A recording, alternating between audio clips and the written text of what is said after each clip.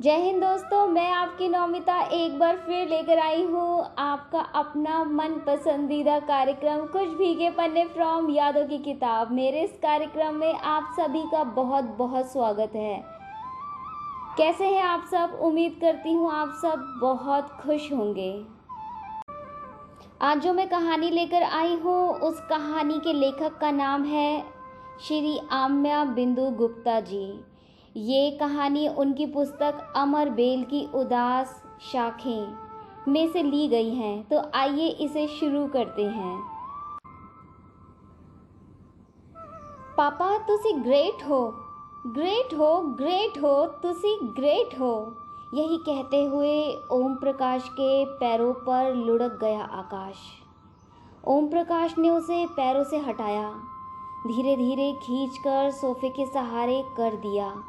Wine का नशा उस पर भी तरी होने लगा था। वही सोफे पर खुद भी पसर गए। ओम प्रकाश ससुर हैं आकाश के, उसी के साथ रहते हैं 3 कमरों के फ्लैट। 2-3 महीनों से ससुर दामाद की अय्याशी का मूक दर्शक बना हुआ है। सभी तरह का नशा उपलब्ध रहता है कमरे में।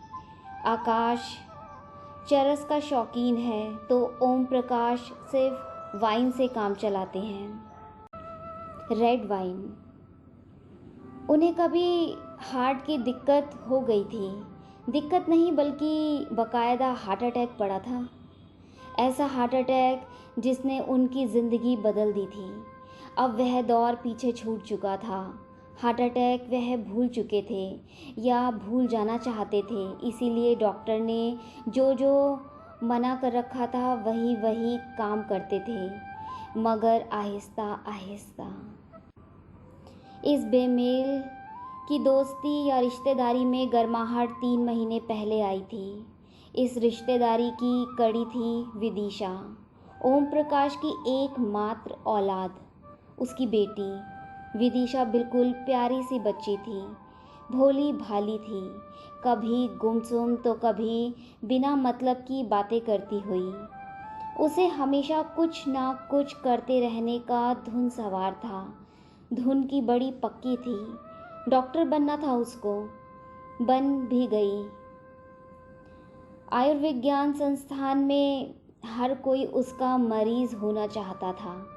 इलाज ही नहीं करती थी, वह अपने मरीजों को जीना भी सिखाती थी। बातें बातें और बस बातें, यही निदान था उसका।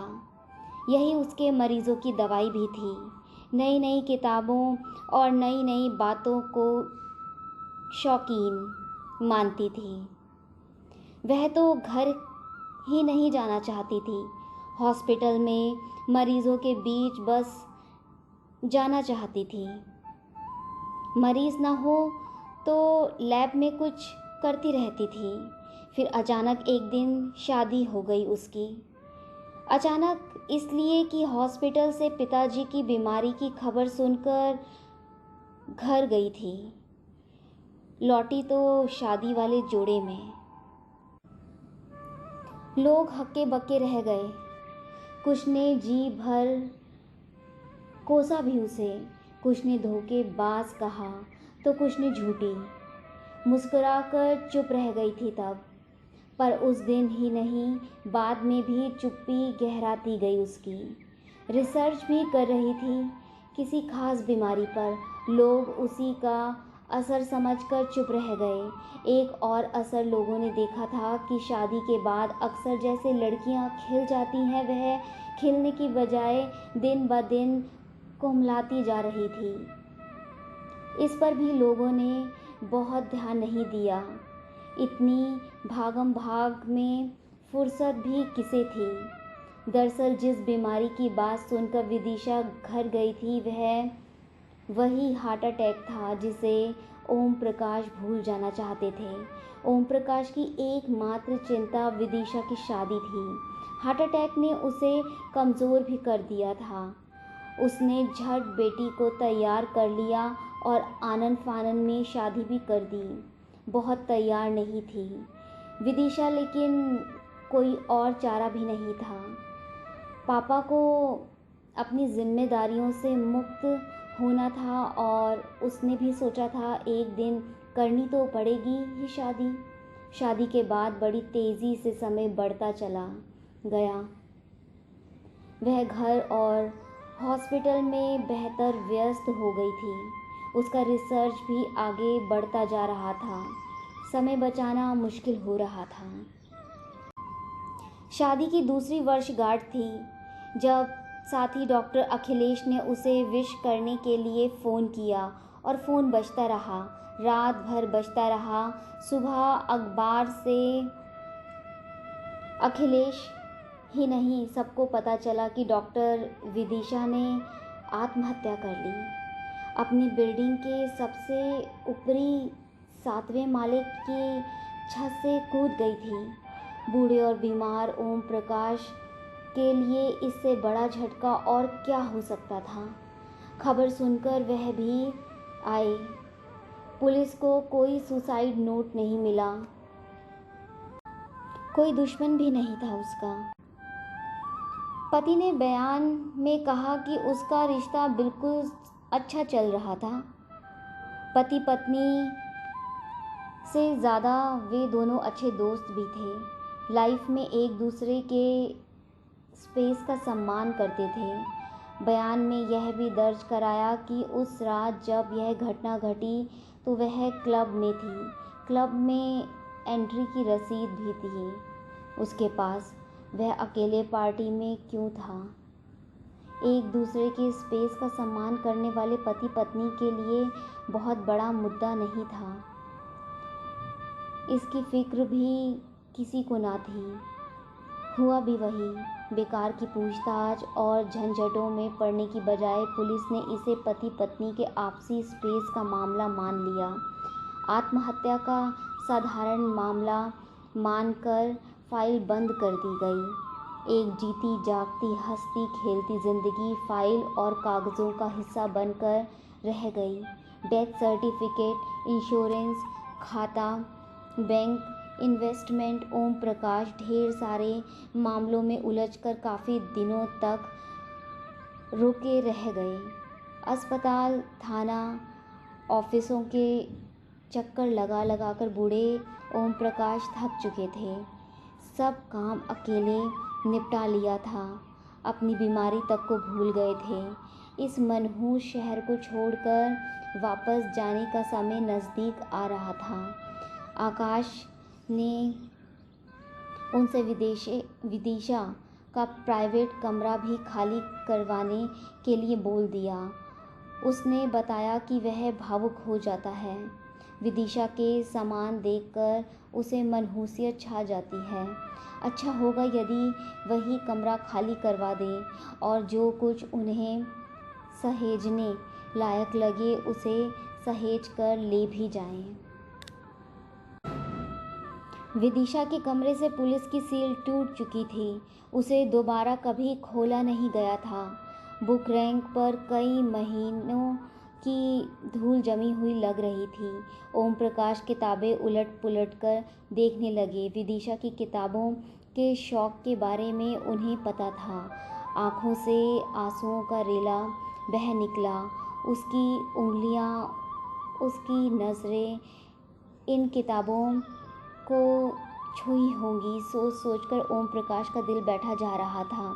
उन्होंने उसे सहेज कर घर ले जाने का मन बनाया कि उनके छोटे से शहर में और लोगों के काम आ जाएंगी किताबें। अचानक किताबों के बीच विदिशा की राइटिंग में लिखे कुछ अक्षर चमके। प्लीज़ पापा। ओम प्रकाश ने रैक से वह किताब उठा ली। किताब की जिल्द में दरअसल वह एक डायरी थी, लाल रंग की डायरी। खून जैसा लाल रंग वाली नहीं, लालिमा से थोड़ी महरूम होती हुई। लोग जिसे मैरून कलर कहते हैं। ओम प्रकाश ने पन्ने पलटने शुरू किए। बिल्कुल कोरी डायरी। पन्ने पलटते हुए समंदर की लहरों के बीच मछलियों की मनित कुछ नीले अक्षर चमकते हुए दिखे। 1 2 3 कुल 7 लिखावट वाले पन्नों को गिन रहे थे ओम प्रकाश। पन्नों को सहलाते हुए उनकी उंगलियां काँप रही थी जैसे सोई हुई विदिशा के गाल। कितने मुलायम और मासूम थे उसके कपोल। यादों का झोंका भीतर तक झकझोर गया। कागज़ों की छुअन पहले वाली तपिश से कम ना थी। ओम प्रकाश की आंखें अक्षरों पर फिसलती जा रही थी। 31 अक्टूबर 2007। बहुत बेरहमी से मारा इसने। अपने तो एक चपत तक नहीं लगाई अपनी बिटिया को। यह जालिम है पापा, क्या कहूँ, रुलाई। इसीलिए आ रही है कि आपको पता चलेगा तो थप्पड़ उठाओगे आप, मगर कुछ कर नहीं सकोगे। फिर से वही उसके पापा से मिलना, लोगों से कहना, रिश्तेदारों से समझवाना, चेतावनी देना, इस सब से क्या होगा? मेरा सुकून, मेरा सुख कौन लौटाएगा? कितनी बार पिट चुकी हूँ, मगर क्यों समझ नहीं आता। बचपन से कितनी तो शरारतें करी, तब किसी ने ना छुआ ना। अब बीवी हूँ किसी की तो क्या यह पीटने का लाइसेंस है? पप्पू, इस तरह चुपचाप सहते जाना ज़रूरी है क्या? आपको जल्दी टेंशन हो जाती है। इससे कहूँ, यह तो चाहता है कि आप जल्दी से जल्दी इस दुनिया से रुखसत हो और यह आपकी सारी प्रॉपर्टी मेरे नाम करवा सके और फिर मुझसे उसकी कीमत वसूल कर सके। आपने सबसे पहले खुद से प्यार करना सिखाया था। कैसे खुद से प्यार करूं, काम में कैसे झोंक दूं खुद को। रिसर्च प्रपोज़ल अप्रूव होने की खबर मिली है। कोई खुशी नहीं होती। इससे बड़े बड़े रोज़ घर में मेरा इंतज़ार कर रहे होते हैं।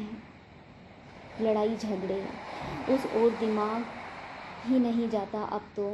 गर्दन पर कान के नीचे जलती सिगरेट लगा दी थी कल। आपको तो याद होगा, सर्दियों में सुबह जागते हुए आप हौले से फूंक मारते थे जहाँ, बिल्कुल वहीं। सर्दी के मौसम में कभी कभी आप गीले हाथ से छू देते थे वहाँ, तब झल्लाकर उठ जाती थी मैं। ऐसी चीज़ें तो बस यादों में बसी हैं। अब दिमाग पूरे शरीर में चोट के निशान ढूंढता रहता है। 4 नवंबर 2007। कई दिन से बहुत तनाव में थी। आज दिन में भारत की वीर नारियां किताब थमा गई तान्या। उसे लगा पढ़ने से कुछ शक्ति मिलेगी शायद। शाम तक उलटती पलटती रही। तब तो दिमाग में धीरे धीरे जहर भरता जा रहा है। दृष्टि भी बदल गई लगती है। समाज के लिए, कौम के लिए, राष्ट्र के लिए, पति के लिए, बच्चे के लिए लड़ती स्त्रियां दिखी मुझे। अपने लिए लड़ती हुई कोई दिखी ही नहीं। संपादन किसी पुरुष ने किया होगा। सबसे आखिर में थी गार्गी की कहानी। हो सकता है जानबूझकर आखिर में जगह दी गई हो। देखा पापू, अब मैं हर रोज़ हर चीज़ में शक करने लगी हूँ। डॉक्टर की बजाय पुलिस वाली बनती जा रही हूँ। उसकी कहानी भी सिर्फ पुरुष के समक्ष समर्पण तक लिखी गई थी। सिर तोड़ दिए जाने की धमकी से चुप रह गई होंगी गार्गी। मेरा मन तो नहीं मानता। जब बिना विवाह के स्त्रियां समाज में बराबरी से रह सकती थी, तब आज्ञावल्क्य की धमकी से डर कर बैठ जाने की कोई मतलब नहीं दिखता। कहानी लिखने वाले पुरुष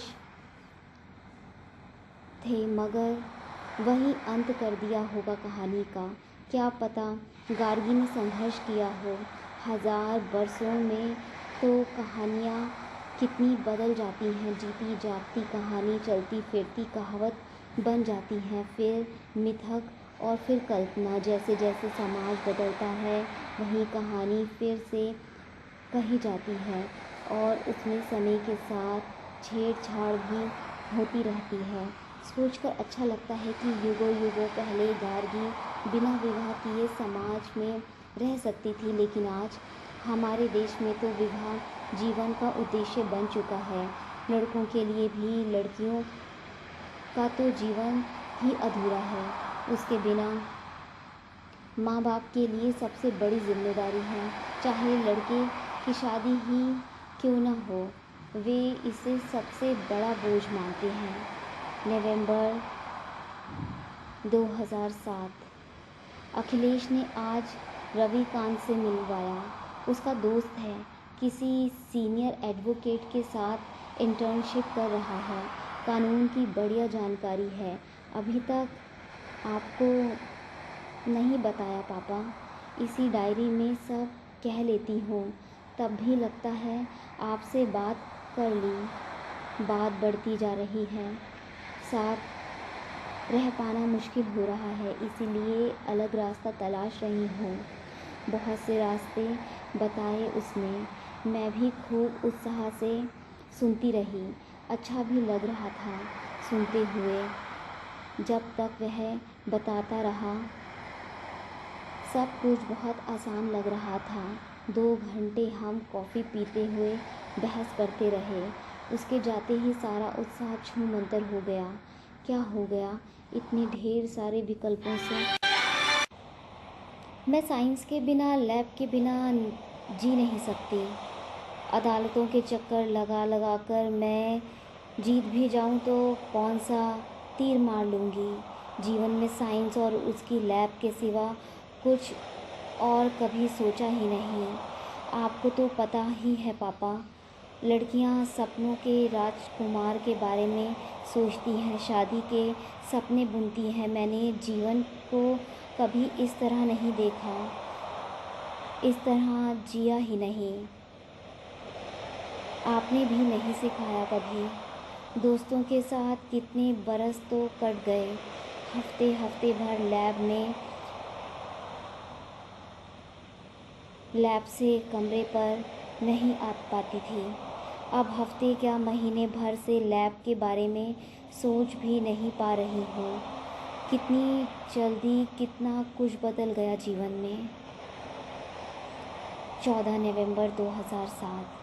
आज एक इंटरनेशनल जर्नल में पेपर पब्लिश हुआ है। बहुत धमाकेदार है।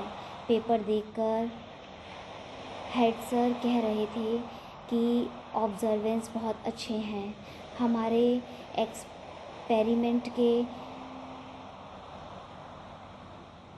जो भी रिज़ल्ट आए हैं ब्रिटिश रॉयल सोसाइटी ज़रूर देखेगी। मैं भी खूब खुश हो रही थी, हंस हंस कर बात करने की कोशिश कर रही थी, लेकिन सर समझ गए कि परेशान हूँ। बहुत पूछा उन्होंने, पर कुछ बता नहीं सकी उन्हें। वह भी कहाँ बांट पाएंगे मेरे दुख को। फिर बिला वजह उन्हें परेशान करने की क्या ज़रूरत। पापा, आपको एक सीक्रेट बताती हूँ। मैंने सोचा है आपको सरप्राइज़ दूँगी, लेकिन डायरी में तो बता ही सकती हूँ। आपकी छुटकी मेडिकल साइंस में बहुत बड़ा नाम करने जा रही है। इंटरनेशनल ख्याति मिलेगी। आपके हार्ट अटैक ने मेरे जीवन पर बहुत असर डाल दिया। आप इतना कमज़ोर क्यों हो गए थे? शादी कराने कौन सा सुकून मिल गया आपको? अगले महीने 2 बरस हो जाएंगे। इतनी खींचतान, इतनी जद्दोजहद में दिन गुज़रे हम सबके। मुझे ना कभी मिलती, यदि आपको भी सुकून मिला होता तो मैं उसके सहारे ही यह संबंध निभा लेती। लेकिन आपको भी कौन सा सुकून मिल गया? इतने दिनों में भी आपकी बेटी को पीटते, पिसते, नूचते, सिसकते देख चुके हैं। यही सब बाकी था शायद आपके लिए। आपकी आंखों में मृत्यु की आहट थी उस दिन जब हॉस्पिटल में आपसे मिलने आई थी मैं। बच्चे के सामने बैठ बाज को देख असहाय ताकती चिड़िया के जैसे सहमी आंखें थी आपकी। मैंने भी झट हामी भर दी थी शादी के लिए। कितने निरीह लग रहे थे तब आप। फिर कितने दिनों से कितना कुछ कैसे सह रहे हैं। मैं आपसे सारी बात नहीं कर पाती। जितना बता देती हूँ उतना भी बहुत अच्छा तो नहीं होता। फिर भी आप हर बार मुझे समझाते रहते हैं कि हर रिश्ते में ठंड गर्म चलता रहता है। डायरी में तो आपसे सब कह लेती हूँ। मुझे पता है मेरे पापा बहुत बहादुर हैं, बिल्कुल इस डायरी की तरह। दरअसल हम लोगों में दुनिया के दिखावे के अलावा कोई रिश्ता है ही नहीं पापा। उसकी ज़रूरतें बिल्कुल जुदा हैं। पैसे की ज़रूरत हो तो वह मेरी तरफ देखते भी नहीं। 20 नवंबर 2007। पापा, आप मेरी बातों से दुखी मत हुआ करो। मैं तो कुछ भी कहती रहती हूँ, नाहक आपको परेशान करती हूँ। मैं ही नहीं, अखिलेश, समीर, शैलेंद्र, आंशिका, खुशबू सभी परेशान हैं। जिसकी अच्छी शादी हो गई है वह भी, जिसकी गलत हुई वह भी।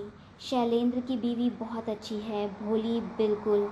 शाम को ठीक 5 बजे घर पहुंचना उसकी मजबूरी है। नहीं जाना चाहे फिर भी सब्जी लाने, सामान पहुंचाने, बच्चों को स्कूल छोड़ने, स्कूल से लाने, दोनों टाइम खाना खाने, नाश्ता करने भी लैब से चला जाता है। नहीं जाए तो उसकी बीवी बिना खाए बैठी रहती है। गुस्सा भी नहीं करती, कुछ कहती भी नहीं। उसे भूख ही नहीं लगती बिना शैलेंद्र के। हद है पापा। इस देश में सिर्फ अभिनेता और राजनेता ही बना जा सकता है। यही 2 कौम ऐसी हैं जिसमें माँ बाप अपने बेटे बेटियों पर शादी के लिए दबाव नहीं डालते, करियर संभालने का मौका देते हैं। रिसर्च करने वालों और साइंटिस्ट बनने की कोशिश करने वालों की शादी तो सबसे पहले करा दी जाती है। घर वाले एक डर में जीते हैं, उन्हें लगता है साइंटिस्ट होना पागल होना एक ही बात है। दिमाग फिर गया तो लड़का या लड़की शादी ही नहीं करेगा। लेकिन पापा, हम रिसर्च भी क्या खाक करेंगे। शैलेंद्र घड़ी के अलार्म पर लैब छोड़ देता है। मुझे अंधेरा होने से पहले घर पहुंचना होता है। अखिलेश को बीवी को ऑफिस से लाते हुए जाना पड़ता है। इसमें से अगर कोई एक शर्त पूरी ना हो तो घर की कलह से रिसर्च का सारा नशा उतर जाता है। अगले दिन लैब में सबको पता चल जाता है कि कितनी शांति से रात गुजरी है। पापा, कल रात बहुत कलह हुआ घर में। जाने क्या क्या बोला उसने मुझे, गंदे गंदे लालछन लगाए। हंसी आती है कि कुछ महसूस नहीं हुआ मन को। गाली जैसा खराब भी नहीं लगा। गंदगी तो उस आदमी के दिमाग में भरी है। यह आदमी सिर्फ 2 शब्द जानता है, पैसा और भूख। लैब में देर तक रुक गई थी। देर तक बाहर रुकना इसके लिए शरीर की भूख मिटाना है। बस इतना ही सोच पाता है। कभी कभी दया आती है इसकी सोच पर। उसका शक मेरे ऊपर नहीं, उसका अपना ही मन टूट चुका है। झूठ बोल बोल कर उसकी अपनी ही आत्मा मर चुकी है। मुझ पर लालछन दरअसल इसके अपने झूठ की सज़ा थी। कुछ और सोचकर भी नहीं कुछ कर सकता बेचारा। थोड़ी देर पहले छत पर गई थी, बिल्कुल ऊपर 7वें माले पर। नीचे सड़क पर रेंगती हुई गाड़ियाँ मुर्गी के छोटे छोटे बच्चों जैसी चलती हुई, उसकी लाइटें जैसे चलती हुई बिछी हो। झाँक कर नीचे देखा तो सिर उठी, आधे मुँह गिरी हुई मुझे मेरी ही बॉडी दिखाई पड़ी। रेलिंग को पकड़े हुए काँपने लगी। अब भी लिखते हुए काँप रही हूँ। मेरी राइटिंग में भी कपकपाहट दिख रही है। क्या हो रहा है मुझे? ओम प्रकाश के हाथ और पैर बुरी तरह काँप रहे थे। ना जाने कब से हुचुक कर रो रहे थे। बार बार डायरी के लिखे हुए पन्ने सहला रहे थे। कन्यादान करते हुए जो हाथ काँप रहे थे, उन्हीं हाथों में डायरी को बहुत कस कर पकड़े हुए थे। अस्पताल के बेड पर पड़े हुए जिन काँपते होठों से विदिशा से शादी की हामी भरवाई थी, वही होठ चिल्ला चिल्ला कर दुनिया की सच्चाई बताने के लिए फड़क रहे थे। गलतियों से क्या हासिल हुआ? डायरी वाला हाथ इस तरह भिचिंता जा रहा था जैसे आकाश की गर्दन पकड़ रखी हो। धीरे धीरे रोना थमा। उन्होंने खुद को संयत किया। डायरी को फिर से कहीं जब्त कर डाला। सूनी सूनी आंखों से छत को निहारते रहे। बहुत जाले लगे हुए थे। जालों में मकड़ियाँ उलझी हुई थीं।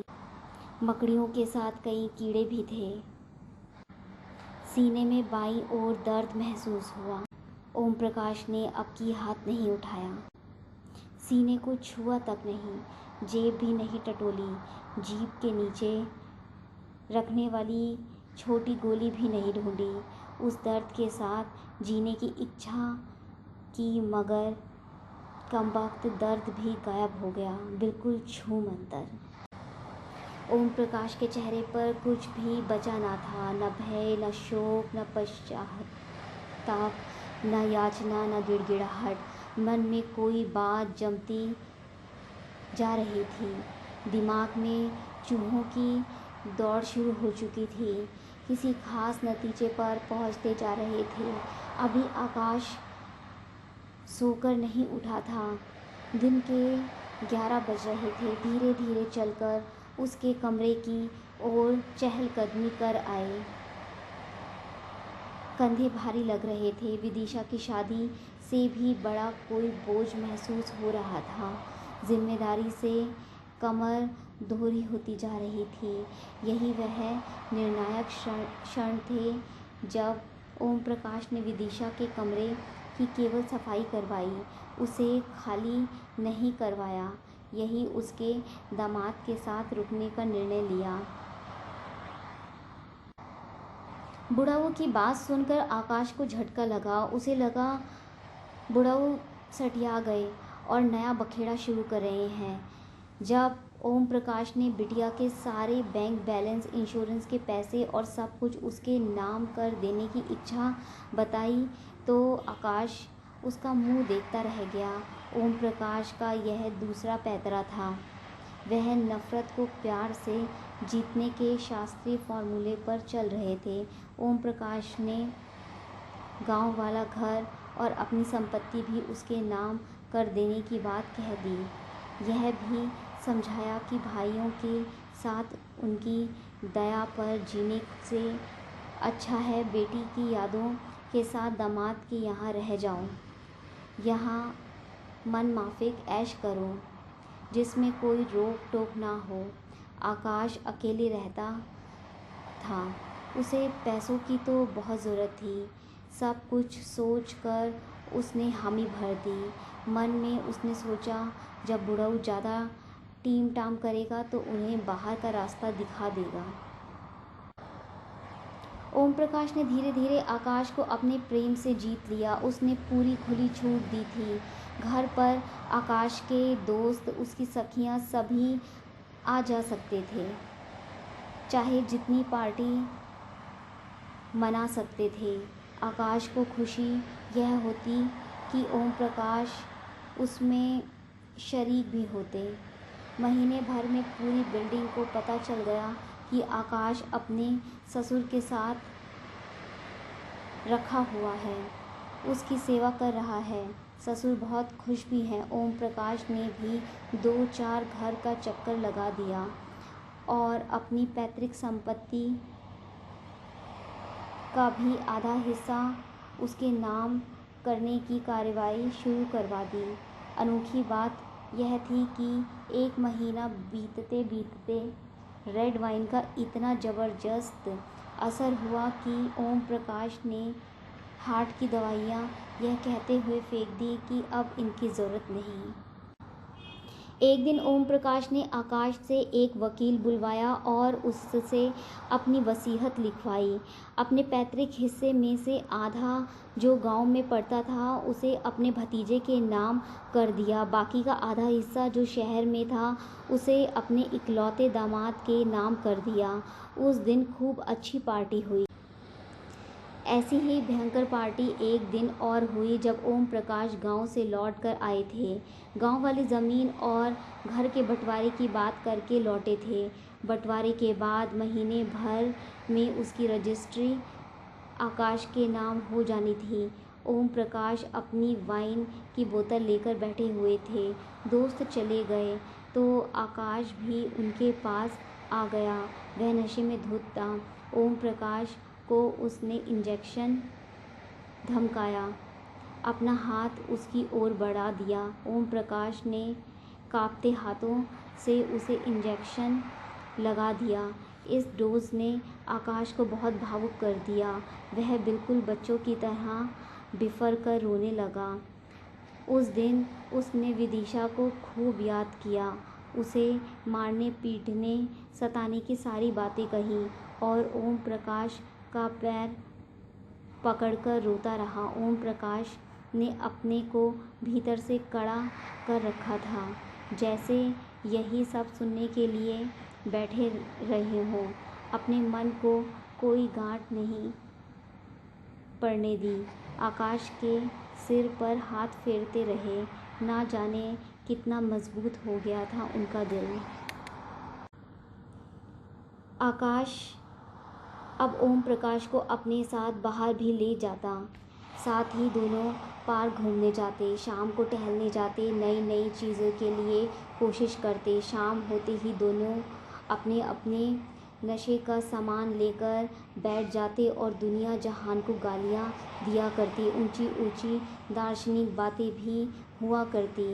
शाम की बैठक 1-2 डोज के बाद टेरेस पर शिफ्ट हो जाती।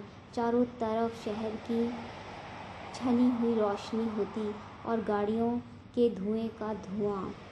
यह रोज रोज का सिलसिला हो गया था। खुले आसमान के नीचे नशा करने की बात ही कुछ और थी। एक दिन आकाश बिल्कुल किनारे जाकर खड़ा हो गया और नीचे देखने लगा। उस जगह से नीचे की ओर सीधे दीवार दिखती थी। इस ओर ना तो बिल्डिंग की कोई खिड़की खुलती थी, ना ही कोई छज्जा था। सीधी और सपाट दीवार थी। इस बात पर आकाश ने उसी दिन गौर किया था। यही वह जगह थी जहाँ से विदिशा ने कूदकर आत्महत्या की थी।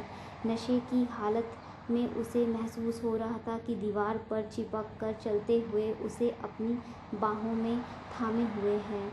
उसने विदिशा को गिरने से बचा लिया।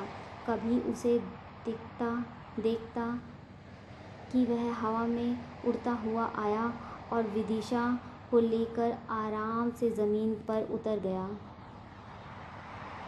कभी दिखता कि गिरती हुई विदिशा का हाथ उसने थाम लिया है और फिर विदिशा भी उसके साथ साथ हवा में उड़ती जा रही है। ओम प्रकाश के जीवन में सुख नहीं लिखा था। दामाद के साथ सुख के दिन बड़ी जल्दी बीत गए। अचानक से एक दिन बिल्डिंग की छत से बिल्कुल उसी जगह से आकाश भी कूदकर आत्महत्या कर ली। नशे की लत ने उसे जीवन से दूर कर दिया था। फूट फूट कर रोए ओम प्रकाश। उनका सब कुछ लुट चुका था। आकाश के घर वाले फ्लैट खाली करवाने लगे। ओम प्रकाश के लिए भी इस बड़े शहर में कुछ नहीं बचा था। विदिशा के बचे हुए सामानों को लेकर उसने भी यह शहर छोड़ देना अच्छा समझा। ट्रांसपोर्ट वाले सामान पैक कर चले गए तो ओम प्रकाश भी बैग लेकर स्टेशन पहुंच गए। 1-2 दिन के लिए शहर में आए थे। अब कई महीने हो चुके थे। ना चाहते हुए भी शहर से एक लगाव हो गया था। खिड़की वाली सीट पर बैठे हुए प्लेटफॉर्म पर आने जाने वालों की भीड़ देख रहे थे। लगातार लोगों की आवाजाही लगी हुई थी। एक पल भी ऐसा नहीं गुजरता था जब कोई आया या गया ना हो। सभी लोग आपाधापी में भी थे। इतनी जद्दोजहद किस लिए? कहाँ जाना है, कहाँ पहुँचना है? आवाजाही को रोकने के लिए ओम प्रकाश ने आंखें झपकाई। आंसुओं का रेला बह निकला। गालों से रोते हुए गले से सरकते हुए सीने को भिगो गया। आँख खोलकर फिर से आँख बंद कर ली। आंसुओं की पतली परत से एक पर्दा बन गया था। बिल्कुल आँखों के सामने खिंचा हुआ काला सिनेमाई पर्दा। उस पर कुछ दृश्य चल रहे थे। धुंधलाई शाम थी। अंधेरा घेरने लगा था। 7वें माले का छत, उस छत पर 2 आदमी, एक बूढ़ा एक नौजवान। नौजवान आदमी छत की ओर खड़ा था। दोनों बाहें फैल रखी थी उसने, जैसे हवा में उड़ना चाहता हो। नौजवान आदमी ने झुककर नीचे देखा। वहाँ नीचे बिल्कुल अंधेरा था। वह और उचका और आगे की ओर झुक गया। पैर को उसने पीछे फंसा रखा था। हाथ अब भी हवा में लहरा रहे थे। तब तक बूढ़ा आदमी अपनी जगह से उठा। लपक कर उसने नौजवान आदमी के फंसे हुए पैर को आज़ाद कर दिया। एक पल को लगा नौजवान आदमी उड़ने लगा है। अचानक लोगों ने देखा वह तो सीधे नीचे की ओर गिरता जा रहा है। उड़ने की शक्ति गायब हो चुकी थी। बुढ़ऊ ने कुछ नहीं किया था, बस पैर भर छुड़ाया था। लोगों को माफ़ करके अनायास का बोझ उठाए जीने से कोई फ़ायदा नहीं, ऐसा उस बूढ़े आदमी ने सोचा। ओम प्रकाश ने आंखें खोली। ट्रेन की सीटी बज चुकी थी। यात्री और भी आपाधापी में लग रहे थे। धीरे धीरे ट्रेन सरकने लगी। यह प्लेटफॉर्म भी छूट जाना था। थोड़ी देर में छूट गया। ओम प्रकाश हल्के हो चुके थे। कोई बोझ नहीं था, कोई जिम्मेदारी नहीं, कोई संसार नहीं। संसार नहीं होने को ही मुक्ति भी कहते हैं शायद। धन्यवाद दोस्तों आज के लिए बस इतना ही। अगले सप्ताह बुधवार शाम 7 बजे फिर मिलेंगे। तब तक आप एंजॉय कीजिए और सदमा फिल्म का ये गीत ए ज़िंदगी गले लगा ले, ये गीत सुनिए और सुनना ना भूलिए। रेडियो उड़ान, ए फ्लाइट ऑफ लाइफ, ज़िंदगी की उड़ान। और आपको हमारा कार्यक्रम कैसा लगा कमेंट करके हमें ज़रूर बताएं। अभी के लिए मैं यानी आपकी नौमिता आपसे विदा लेती हूँ। अपना ख्याल रखिए, स्वस्थ रहिए, सुरक्षित रहिए और सुनते रहिए रेडियो उड़ान, ए फ्लाइट ऑफ लाइफ।